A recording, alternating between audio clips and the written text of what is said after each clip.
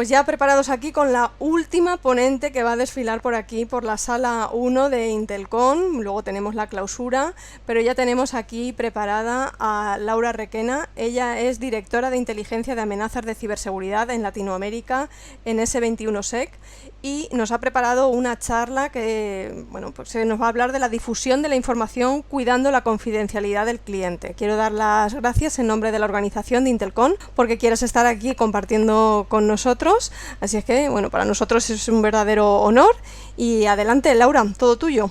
Muchas gracias, gracias Yolanda, a ti y a todo el evento, porque la verdad es que habéis hecho un despliegue de organización y de reunir a expertos increíble, ¿no? La verdad, mi enhorabuena para todos vosotros y gracias, es un gusto, es un placer estar aquí. Y bueno, también es un reto ser la última porque pues todos mis compañeros han puesto el listón muy alto y espero pues cumplir con las expectativas, ¿vale? Bueno, como comentaba Yolanda, el tema que quiero traer aquí sobre todo es el tema de la confidencialidad, ¿vale? En primer lugar, pues voy a hacer un pequeño resumen de mi trayectoria y de quién soy y ahora os voy a comentar también por qué me interesa y por qué me parece relevante pues contar un poco mi biografía, ¿no? O sea, como comentaba Yolanda, yo soy manager del área de ciberinteligencia aquí en S21SEC, en Latinoamérica. Mi acento es español porque soy española. Yo empecé en S21SEC hace, ya este año va a hacer 8 años, de los cuales llevo 3 en México. Desde México, pues llevando todo el área de Latinoamérica, ¿no? Que como podéis pensar es inmensa. O sea, llevamos todo lo que es desde México hacia abajo en todos los proyectos de ciberinteligencia y estamos creciendo muchísimo en ese área por la necesidad que también tiene en el mercado, ¿no? Soy doctora en psicología y criminología y tengo maestría en ciencias forenses con análisis del comportamiento criminal. ¿Por qué me interesa deciros esto? Porque, pues bueno, en mi empresa, por ejemplo, casi todo el mundo es ingeniero, excepto en el área de ciberinteligencia. Yo creo que es importante traerlo a este foro porque muchas veces me preguntan qué hace una psicóloga en ciberseguridad. Y pues es muy importante, ¿no? O sea, porque al final estamos hablando de comportamiento humano, estamos hablando de contexto social y político, que nosotros también incluimos en los análisis. Por lo tanto, el área de ciberinteligencia aquí en S21SEC lo conforman desde ingenieros, que tienen la parte más de análisis de malware, hasta pues personas de relaciones internacionales, de derecho, de criminología, de inteligencia estratégica. Por tanto, es un área muy multidisciplinar y aquí en Latinoamérica pues está encabezada por mí, que tengo este perfil, ¿vale? Como os digo, ahí comencé como analista de inteligencia y seguidamente, pues muy rápido llevé toda la responsabilidad del área, primero en España y luego aquí en Latinoamérica. Y pues he subdirigido el Centro Nacional de Excelencia en Ciberseguridad y coordinado la Agencia de Certificaciones en Ciberseguridad ya hace bastantes años, que en diferentes convenios entre la Universidad Autónoma de Madrid y S21SEC, ¿vale? Entonces fuimos abriendo ahí diferentes caminos en esos sentidos, que sobre todo era para formar a cuerpos y fuerzas de seguridad en ciberseguridad. De eso ya hace pues casi 10 años, imaginaos todo lo que ha evolucionado la ciberseguridad desde entonces, ¿vale? Y por último, bueno, pues he estado en diferentes centros de investigación política, criminal y social, tanto en Bélgica como en Gales, ¿vale? Que han sido experiencias que realmente pues, han marcado también mi carrera. Introducción. Este ciclo de inteligencia que ya habéis visto seguramente en muchas ocasiones a lo largo de las diferentes ponencias, pero yo simplemente lo que quiero mostrar es dónde nos vamos a situar ahora mismo, ¿vale? Vamos a estar en la fase de difusión y explotación. Este ciclo ha sido pues manejado de diferentes formas, según muchas veces los organismos, en la mayoría de las ocasiones de gobierno, pues se puede encontrar más amplio, más acotado, pero en definitiva pues las fases suelen ser 4 o 5 en su mayoría y vamos a centrarnos ahora en la difusión y explotación, ¿vale? Bien, para seguir avanzando en esta ponencia, he traído esta mención de Guy de Vries, que es un holandés que llegó a ser el coordinador de las estrategias antiterroristas a nivel de toda la comunidad europea. Y él ¿qué comentaba? Que el trabajo de inteligencia hay límites en la cantidad de información que se puede compartir. La confidencialidad es esencial y eso es lo que quiero mostraros, ¿vale? Algo importante que quiero comentaros de esta ponencia es que mi enfoque va a ser sobre todo muy relacionado con la parte empresarial, ¿vale? Pues hemos tenido gente de fuerzas y cuerpos de seguridad, gente desde más académica, de gobierno, de empresas, detectives privados, y yo quiero también pues comentaros que mi enfoque va a ser sobre todo empresarial. Poco traigo de libros y de manuales porque sobre todo lo centro en mi experiencia y en la formación y valores que yo también transmito dentro del área de ciberinteligencia en S21 SEC. Asimismo, este es otro elemento que yo siempre también transmito dentro del área, y es que nosotros los analistas tenemos que tener hay que tener unas capacidades, unas actitudes y aptitudes que son diferentes, ¿no? Que son diferentes a otros perfiles profesionales. ¿Por qué? Porque, y con todo, aquí hablan de los periodistas, con todo mi respeto, de verdad, a todo el trabajo periodístico, pero el análisis de inteligencia va más allá. Tenemos que ser muy rigurosos, muy continuos, operacionales, y tener cuidado mucho con la información que estamos manejando, ¿vale? Porque ahí tenemos que tener unos valores y una ética profesional esencial de cara a tocar determinados elementos que vamos a ver a continuación, ¿vale? Entonces, esto pues quería traerlo a forma de introducción para saber qué tenemos que tener en cuenta a la hora de la entrega, ¿vale? Yo he hecho esta división, como digo, todo es en base a mi experiencia. ¿Qué tenemos que tener en cuenta? Tenemos que tener en cuenta a qué personas vamos a trasladar la información, cuándo, los tiempos de entrega, cómo vamos a entregar la información. Aquí voy a tocar tanto la información relacionada con medidas de seguridad a la hora de trasladar los datos, como un elemento más cognitivo, ¿vale? Ese cómo tiene ahí dos vertientes. Y por último, evidentemente, el marco normativo. Yo no voy a entrar a explicar las diferentes leyes de protección de datos, pero pues vamos a hablar, unos minutitos acerca de ello, ¿vale? Espero no estar yendo muy rápido, pero quiero hacerlo un poco ágil a estas horas en diferentes países de viernes, ¿vale? Bien, ¿a quién tenemos que entregar la información? Este caso, yo la verdad es que soy muy minuciosa y a veces incluso maniática con la parte de los interlocutores. Aquí pongo estos ejemplos porque, vamos a ver, nosotros cuando entregamos información es muy importante tener documentos de puntos de contacto para saber cómo va a ser la matriz de escalamiento en función de los datos que tengamos. ¿Por qué? Porque no es lo mismo tener unos datos de tarjetas bancarias, tener unos contactos de directivos. Por ejemplo, nosotros es uno de nuestros activos, los directivos también son monitoreados, analizados, y no a efectos de qué están haciendo en su vida personal, pero sí qué es lo que pueden estar publicando sobre ellos o ellos que pueda estar afectando la línea de negocio de la empresa, ¿vale?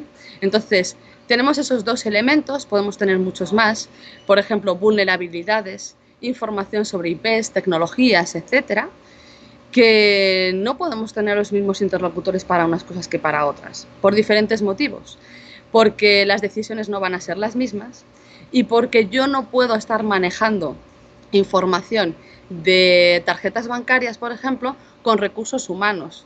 No puedo estar manejando tarjetas bancarias con personas, con directivos, ¿no? Es una información muy sensible. Hay ocasiones en las que nosotros tenemos esos datos completos, nombre, dirección, los 16 dígitos, el CVV, etcétera, y eso no podemos trasladarlo a cualquier persona, ¿no?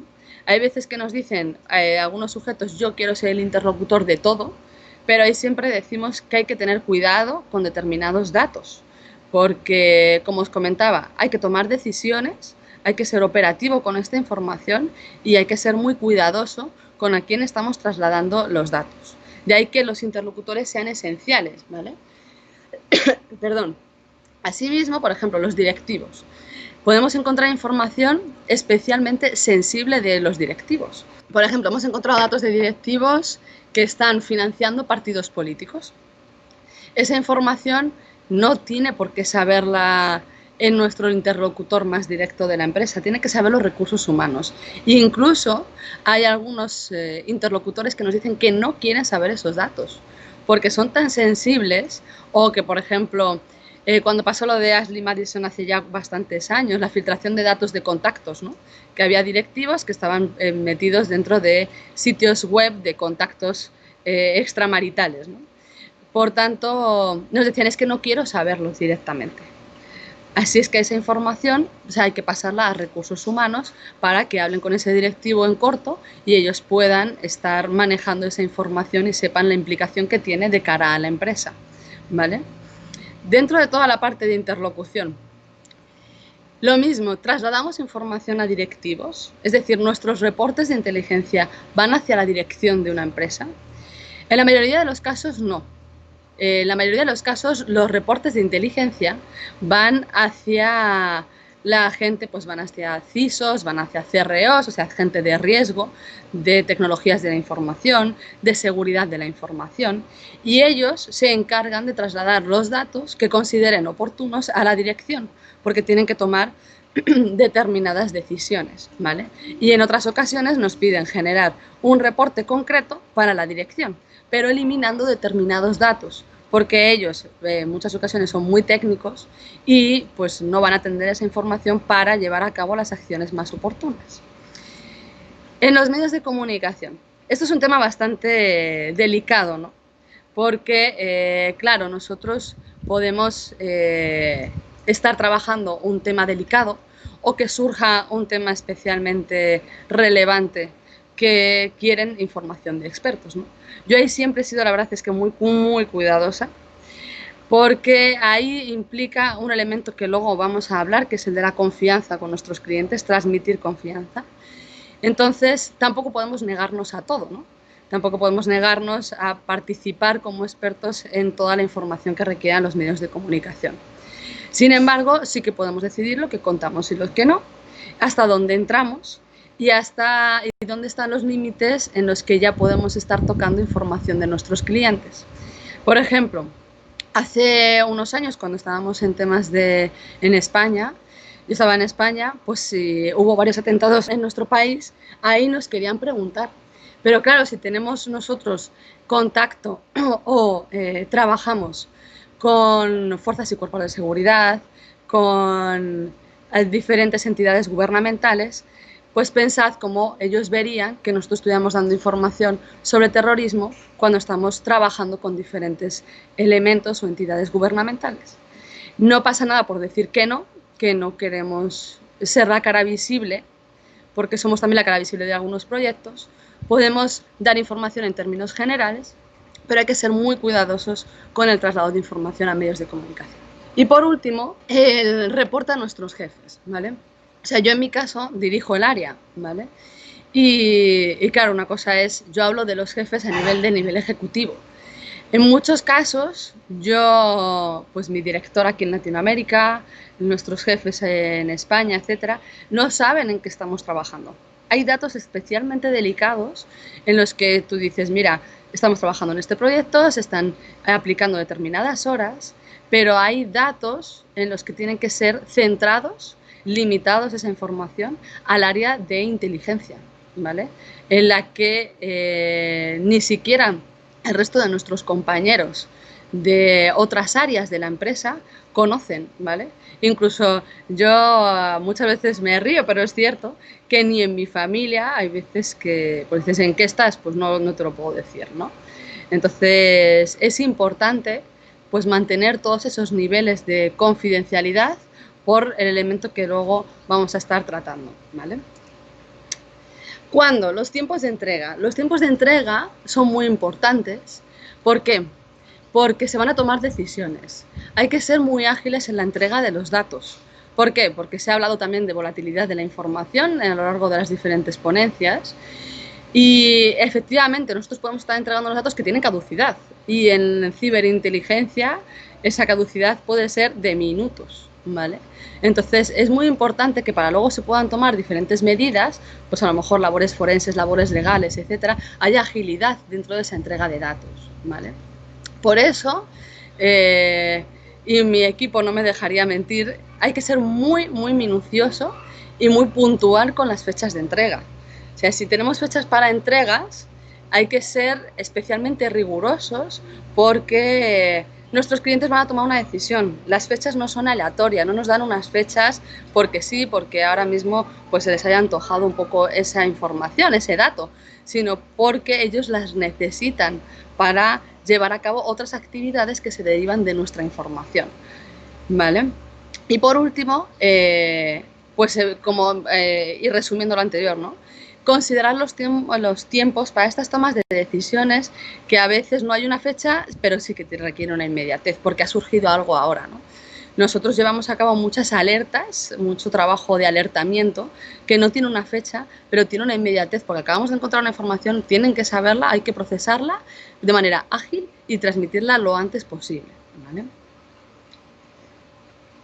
¿Cómo? Las medidas de seguridad. También todo esto se ha comentado, como os decía, yo voy a ir resumiendo algunos aspectos. Hay sistemas de encriptación de archivos, hay passwords seguros, todo el tema de firma de seguridad para asegurar diferentes sistemas de encriptación de entrada y de salida con clave pública.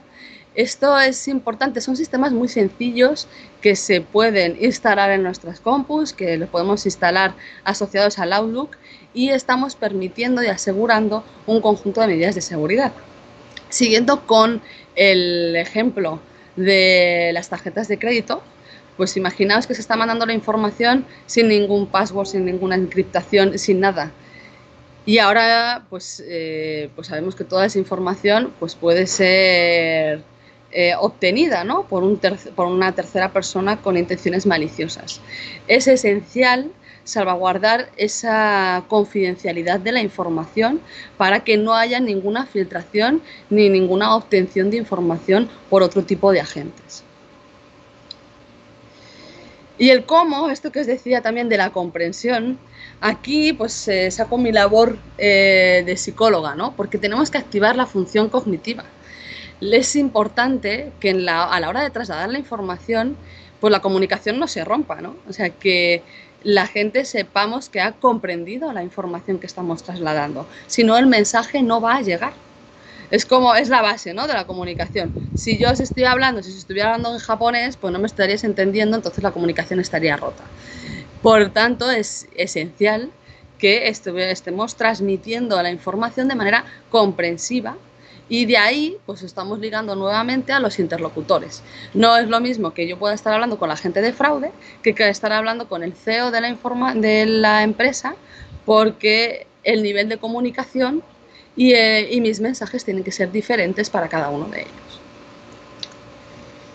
Y por último, vinculado a toda esta parte de protección de datos, pues tenemos evidentemente que pues estar vinculados al marco normativo de la protección de datos personales, ¿no? O sea, tenemos en Europa pues el GDPR, que realmente ha marcado un modelo a nivel mundial, ¿no? Pues ya sabemos que luego cortaron determinadas consultas en algunas plataformas porque estaban pasando por Europa, y eso ha afectado a investigaciones en otras partes del mundo, ¿no? Entonces, en México tenemos la Ley Federal de Protección de Datos Personales, etcétera, que como veis son un montón de siglas. En Brasil, en Argentina, etcétera. O sea, tenemos diferentes legislaciones que tenemos que asumir, ¿no? Tanto a nivel de contratación, de NDAs, de documentos que estemos generando. Es esencial que pues salvaguardemos la seguridad de la información que estamos trasladando según las leyes locales e internacionales de protección de datos. Bien, aquí vamos a pasar a por qué es necesario salvaguardar la confidencialidad de la información.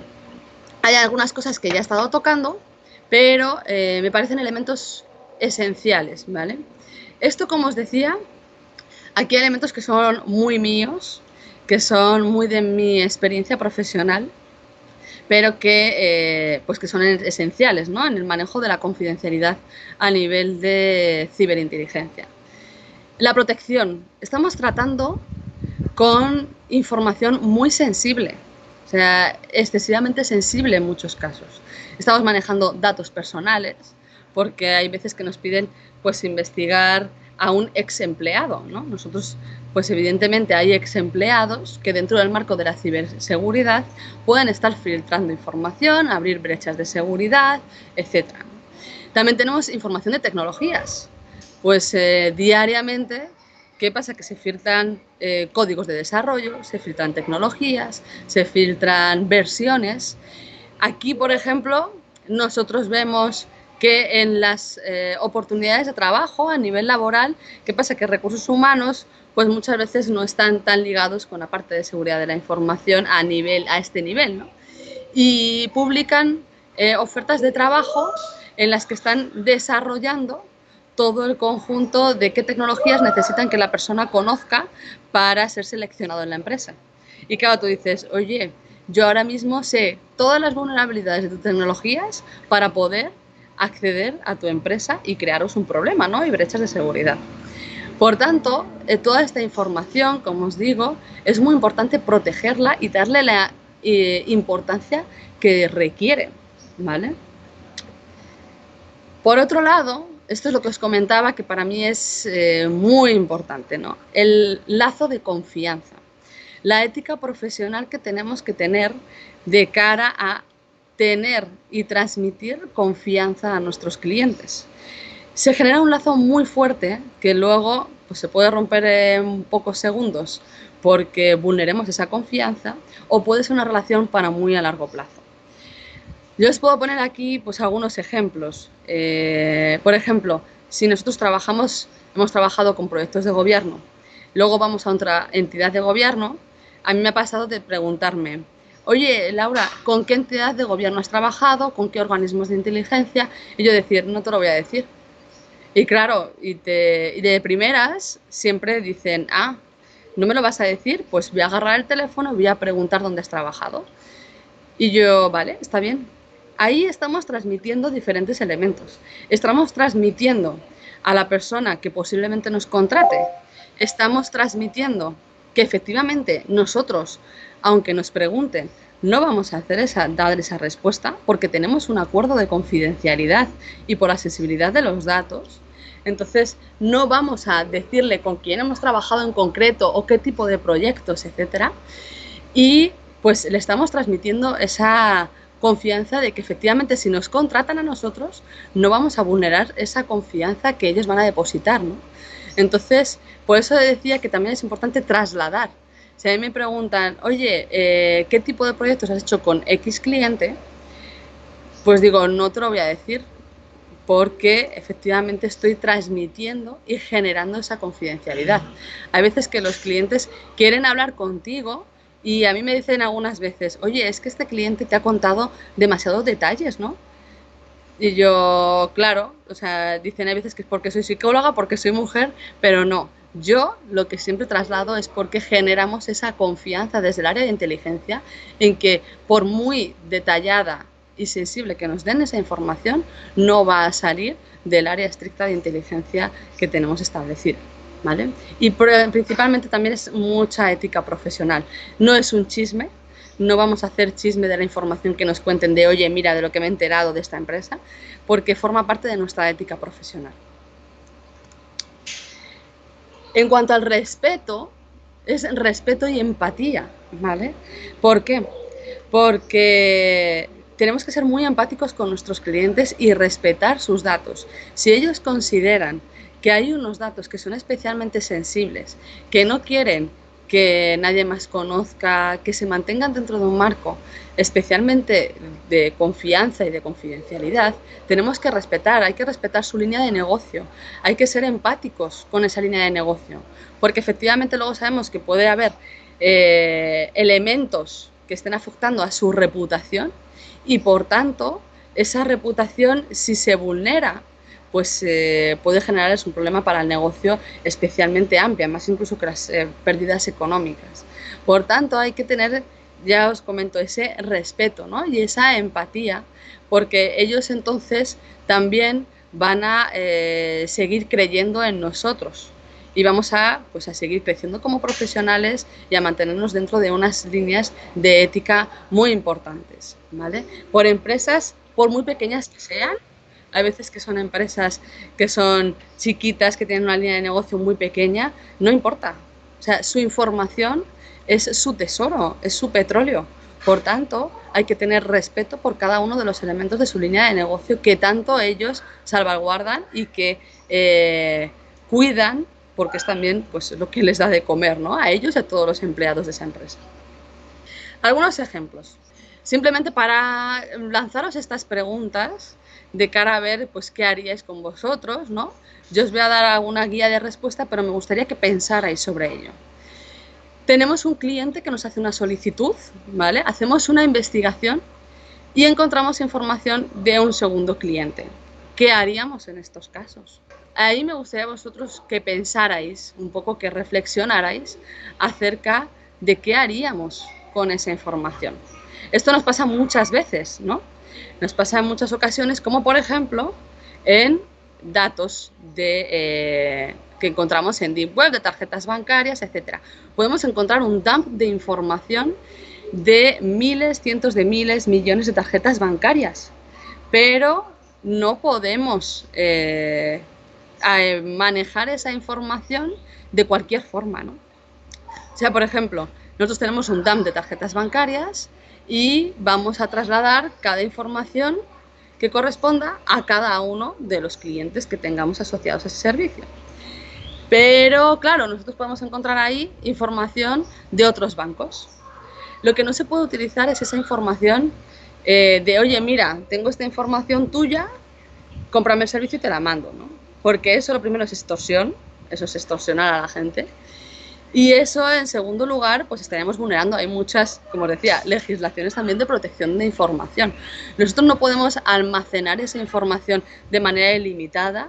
Tenemos también límites en cuanto al almacenaje de la información, porque también lo dispone la ley, ¿no? Nosotros no podemos guardar terabytes de datos de tarjetas bancarias o de filtraciones de datos en nuestras computadoras. Porque claro, a nosotros nos entran, nos roban esa información y tenemos también un problema, ¿no? Porque entonces tendríamos ahí un problema de seguridad mucho mayor. Entonces hay que ser muy cuidadosos cuando encontramos información a la hora de investigar a un cliente y encontramos información de otro cliente. Porque además, como os decía, quién nos está contratando, con quién tenemos firmado el convenio de confidencialidad, etcétera. Ahí hay que mirar determinados detalles para saber hasta qué punto podemos estar compartiendo otros datos. Un reporte que nos han pedido de inteligencia un cliente, no podemos compartirlo de ninguna manera con otro cliente, ¿vale? Porque evidentemente eso ha estado solicitado bajo unas determinadas condiciones que no podemos aprovechar y estar enviándoselo a otro cliente concreto, ¿no? Quitemos, por ejemplo, reportes que podemos estar haciendo a nivel más general. Nosotros trabajamos alertas de manera muy amplia de amenazas, ¿no? Pues, por ejemplo, un ransomware X, podemos estar haciendo ese trabajo para otros clientes, pero se puede trasladar de unos a otros porque es a nivel muy global, ¿vale? Podemos hacer trabajos de amenazas muy globales que no han sido bajo peticiones exclusivas y entonces sí que podemos manejarlo. Pero un reporte que nos han solicitado en específico una empresa de inteligencia no se puede trasladar de forma arbitraria a ninguna otra persona, ¿vale? Otro ejemplo. Otro potencial cliente quiere saber cómo trabajamos y quieren conocer un reporte de ejemplo. Entonces aquí nos dicen, no, anonimiza la información, quita los nombres del cliente, etc. Eso, por nuestra parte, nunca lo estamos manejando así. Es decir, sería recomendable tener reportes de ejemplo ya hechos con anterioridad, ¿no? Que podamos mostrar de algún tema genérico, para que los clientes vean cómo trabajamos, porque evidentemente en el área de inteligencia, tú cuando vas a hacer labores comerciales, pues les puedes contar de todo, ¿no? O sea, hay veces que creen que tenemos bola de cristal, hay veces que creen que somos del CSI, hay veces que creen que tenemos así como un poder especial de teletransportación y saber anticipar hasta lo que una persona va a escribir. Pero en ese caso es muy importante el tener pues, ejemplos de reportes que podamos mostrar, que hayamos hecho precisamente para mostrar cómo estamos trabajando, porque tenemos que bajar y tenemos que poner de manera explícita y sobre la tierra, tenemos que estar mostrando cómo estamos haciendo ese trabajo, ¿vale? Pero es verdad que tenemos que ser muy cuidadosos con qué información estamos trabajando con los potenciales clientes. Y por último, para concluir, o sea, me gustaría concluir con estos elementos. Espero, pues eso, no haber ido muy rápido y que hayan quedado estos elementos muy claros, ¿no? El tema de la confidencialidad parece que se puede explicar en 30, 40 minutos, pero no es así. Es un elemento que tiene que ser intrínseco al analista de inteligencia. Tiene que estar dentro de nuestro código prácticamente genético, porque es esencial que trabajemos mucho dentro de esta línea de confidencialidad, porque, como os decía, ¿no? Hay que trasladar confianza, hay que trasladar ese respeto, hay que trasladar que protegemos la información y que no estamos utilizando de manera totalmente aleatoria, al azar, la información que nos están trasladando. Como os decía, hay que tener determinadas capacidades para ser analista de inteligencia, para precisamente manejar esta confidencialidad. Hay gente que muchas veces que no es capaz de manejar ese dato, ¿no? Es decir, no, es que tengo que contárselo a mi mamá cuando llegue a casa. O sea, yo incluso una vez hice una entrevista a una persona que yo le decía, bueno, y si no, muy, muy jovencito, ¿no? Y yo le decía, oye, si no sabes manejar esta información o tienes dudas, ¿a quién vas a preguntar? Y me dijo, mi papá.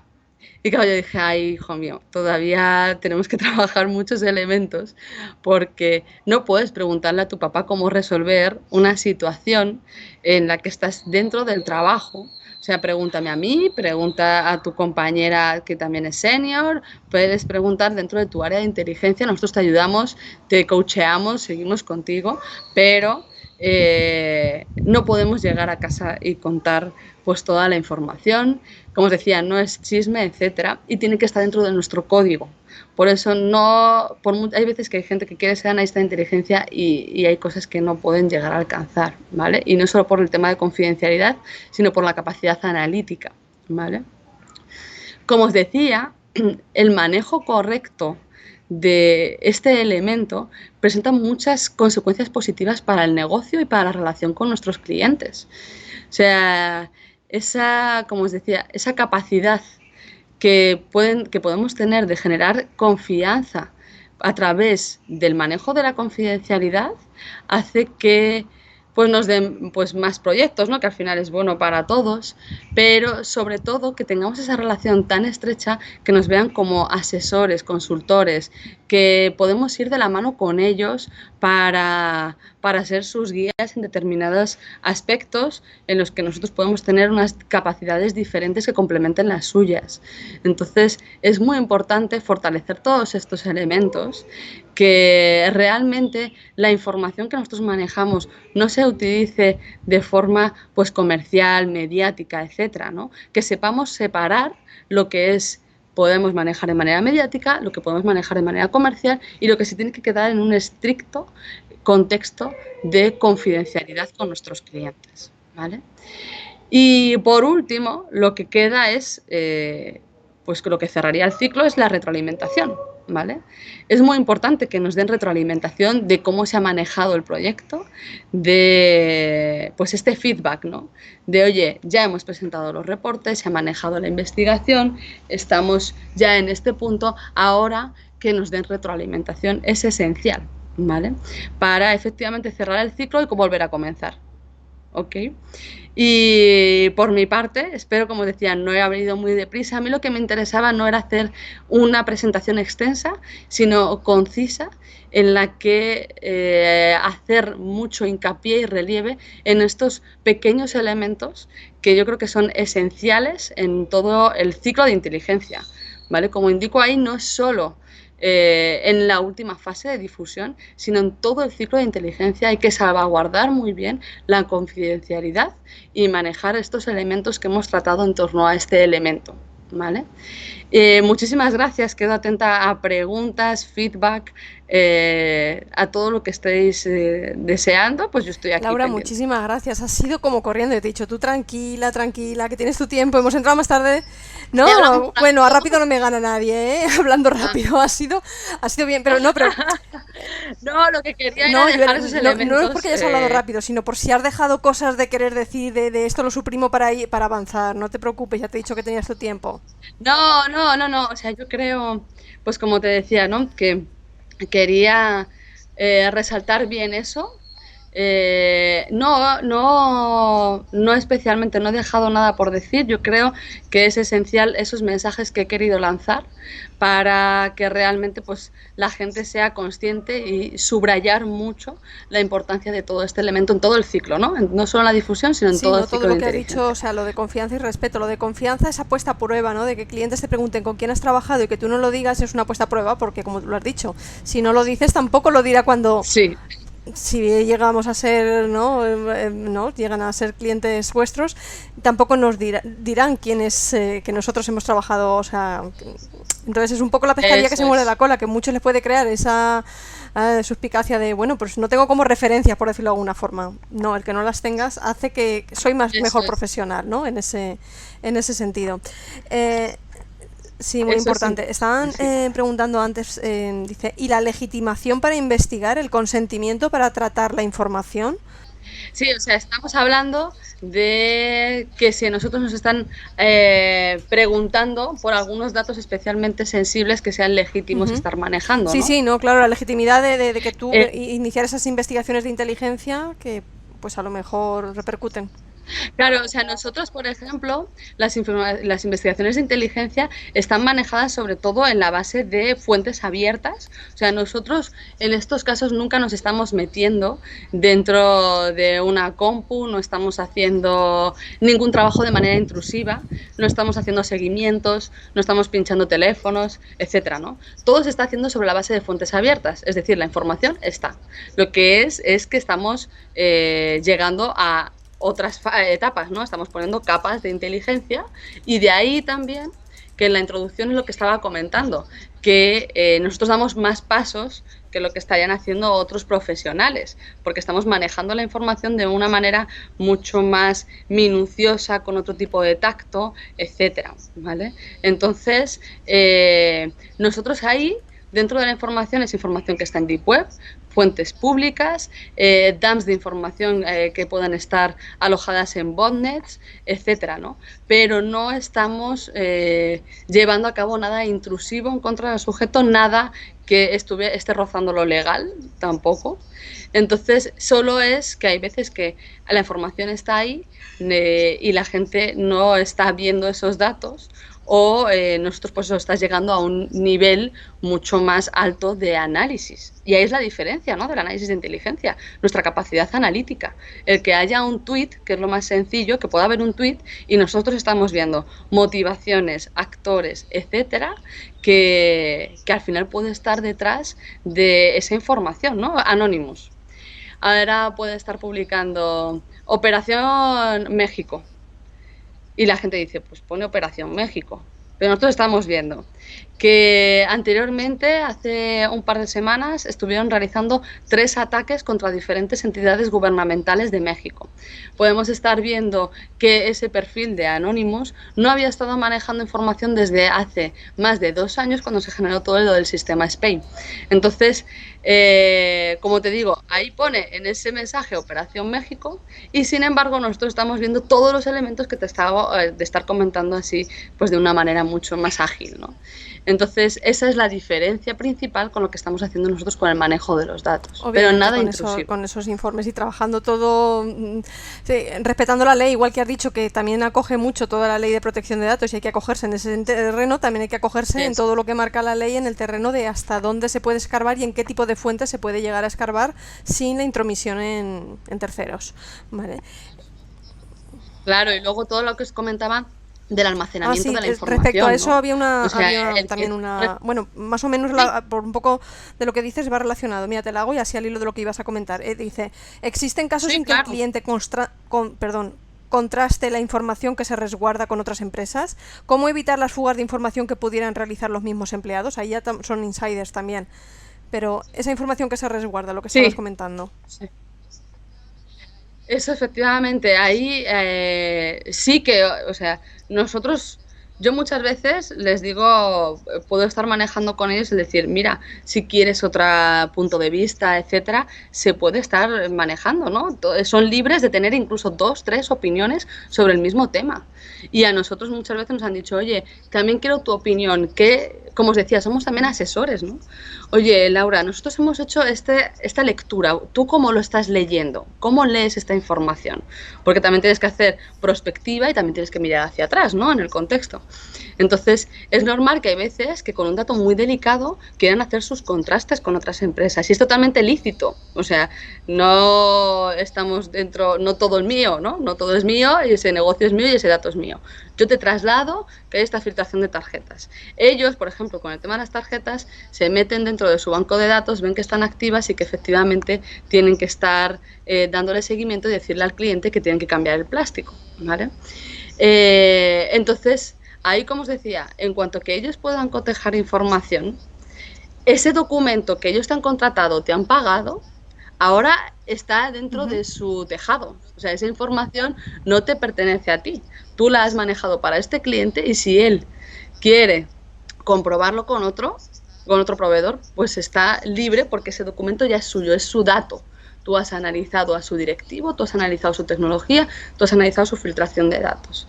No lo suelen hacer, ¿eh? O sea, los clientes normalmente lo que nos dicen es, a lo mejor lanzan la misma pregunta a otro proveedor para luego contrastar los resultados, pero no suelen, o sea, yo pues en toda mi experiencia, no es normal que te trasladen un documento de otra empresa para que tú digas lo que opinas, ¿vale? A no ser que sea así ya de extremísima confianza, no es para nada lo habitual.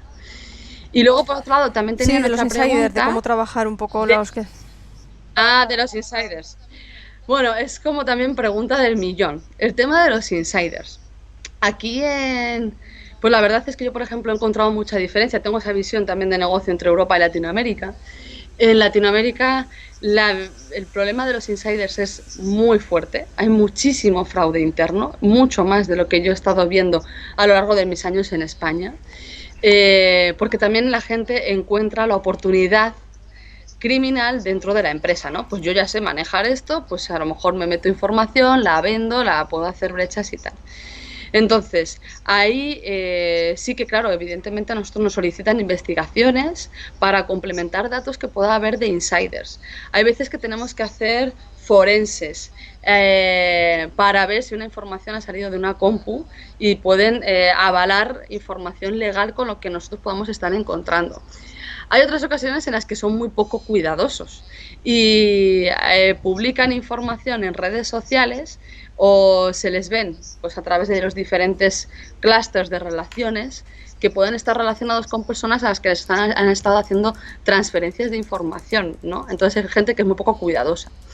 Y para trabajar con ellos, los empleados es difícil. Nosotros trabajamos mucho también en hacer pues todas las labores de concientización, es lógico, ¿no? De todos los elementos de concientización, pero también hay empresas más relacionadas con la parte de recursos humanos en las que hacen evaluaciones de los valores profesionales de las personas, ¿vale? La motivación para el trabajo, ahí es muy de psicología, pero se sale un poco de la ciberseguridad como tal, ¿no? Pero hay empresas que precisamente hacen ese tipo de trabajos, ¿no? Que son evaluaciones de cuestionarios, evaluaciones de entrevistas, en las que se hace todo un screening de empleados para poner el foco rojo en los que sabemos que son empleados que pueden estar muy motivados económicamente, que su motivación por el trabajo, por la empresa, el compromiso es muy bajo. Por tanto, hay algunos empleados en los que tienes que poner un foco rojo y decir, este es un riesgo para la empresa.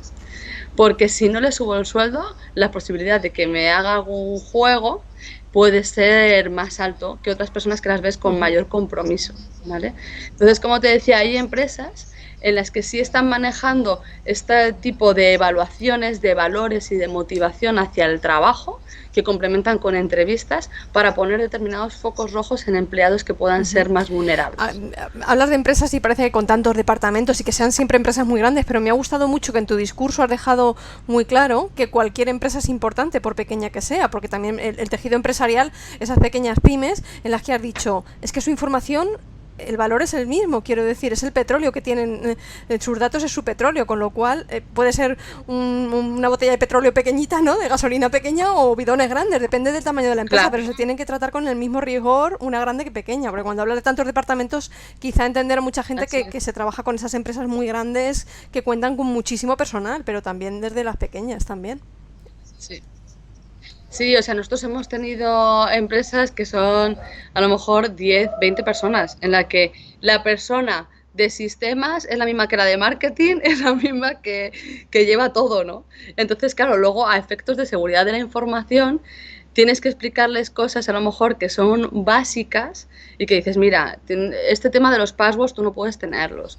Este tema de manejar este tipo de datos, tienes que hacer este tipo de tips, ¿no? De hacerles unos tips. Entonces tienes que empezar con ellos desde otro punto de vista, porque no tienen especialistas tan grandes en fraude y sin embargo pues se la han pues por eso jugado, ¿no? Comentaba desde el chat G. Núñez 88, dice, no hay mucha conciencia de los delitos informáticos en Latinoamérica, entonces dice, ¿a qué puede deberse esto? La labor de concienciación es en Latinoamérica, España, Europa, Asia, Oceanía y en todos los lados, pero en Latinoamérica pues... En todos lados, en todos lados. Yo, o sea, sí que hay, o sea, lo que yo veo es niveles diferentes de madurez, lo que yo diría, ¿no? O sea, por ejemplo, tenemos multinacionales, porque en México tenemos multinacionales de, pues, españolas, de Estados Unidos, etcétera, que tienen una madurez amplísima en ciberseguridad. Pero por otro lado, tenemos empresas que están todavía comenzando a dar pasos, que yo veo que la madurez es muy diferente a la que tienen empresas en Europa, ¿no? Aquí, además, los riesgos, las amenazas también han evolucionado, o sea, van como unos pasos para atrás. Mira, como el COVID, ¿vale? Como el coronavirus empezó en Europa hace unos meses y ahora está más fuerte aquí, cuando en Europa se empezó a remitir, ¿no? Entre comillas. Entonces, un poco ha pasado igual con la ciberamenaza. Nosotros hemos estado viendo ciberamenazas en Europa que ahora han estado llegando aquí, o un malware que aquí a lo mejor es más incipiente. Incluso en Latinoamérica han utilizado como campo de pruebas también para determinadas amenazas, por ejemplo, contra cajeros automáticos. Aquí estaban llevando a cabo unas amenazas como campo de prueba para luego ir a Europa y desarrollarlas. Entonces, los tiempos son diferentes, los tiempos de las empresas, su madurez es diferente. Y tanto en ciberseguridad como a la hora de las diferentes ciberamenazas. Por eso también es muy importante tener una visión global, pero de todo global, de todo lo que está pasando en el mundo en ciberseguridad. Y qué difícil es eso, pero qué importante es a la vez. Sí, sí, hay que tener esa visión totalmente global, ¿no? Y muy abierta de miras y estar manejando. El analista también tiene que manejar mucho los temas sociales, políticos, y para saber también por qué puede estar por debajo, ¿no? Sabemos que hay muchas veces que la política y todos los problemas sociales se manifiestan en problemas de ciberseguridad. Y por tanto hay que tener esa visión global. Sabemos que el tema de los chalecos amarillos de Francia se ha trasladado a Latinoamérica, está muy fuerte en Latinoamérica, está muy fuerte en Estados Unidos y pues empezó a gestarse en Francia, ¿no? Entonces por eso hay que tener una visión muy global. Ciberseguridad, el mundo es así, es muy, muy, muy chiquito. Y hay que tener esa visión muy, muy amplia de todo lo que pueda estar pasando. Una capacidad de visión amplia y una constante aprendizaje. Bueno, Laura, encantadísimo de haber estado compartiendo por aquí. La gente estaba diciendo también que si habría algún correo o algo para localizarte. Yo les he dicho que en el perfil de la web del Congreso estaba tu conexión a LinkedIn, pero bueno, que algún correo o alguna cosa por contactarte, pues yo les he remitido a ello, pero no sé si pues algún otro canal. Sí, no tengo ningún problema, sí. O sea, no quiero decir, les he remitido por ahí, yo era por si preferías un correo electrónico o cualquier otra cosa, pero nada, que la gente lo estaba contactando, o sea, lo estaba pidiendo para contactar, entonces ha sido el comentarlo. Bueno, en nombre de la organización de Intelcon, quiero darte las gracias. Has sido la última ponente que cierra el ciclo de ponencias en las diferentes salas también, porque la 1 es la única que sigue ahora en el aire, porque ahora también vamos a hacer en esta misma sala la ceremonia de, bueno, la sesión de clausura, ya más informal y todo ese tipo de cosas, pero que muchísimas gracias por haber estado compartiendo pues toda tu experiencia, todo ese día a día, toda esa visión que te lleva pues a comentar pues eso, en el día a día lo que encuentras y sentar esos pilares tan importantes a tener en cuenta a la hora de manejarse con los clientes, importantes todos ellos, grandes y pequeños, y tratarlos con esa confianza, con ese respeto y con esa confidencialidad que merecen. Ha sido una muy buena pincelada que resume muchas cosas que se han estado resumiendo, o sea, que se han estado contando a lo largo del congreso. Yo aquí en sala 1, el resto lo tengo que ver, tengo deberes pendientes, pero resume muy bien el poner por encima esos valores, esas referencias que hay que tener en cuenta. Muchas gracias, gracias a todos, a los asistentes y a vosotros, de verdad. Muchísimas gracias, Yolanda, a todos, y os deseo un buen fin de semana y que os cuidéis mucho. Igualmente, muchísimas gracias, Laura.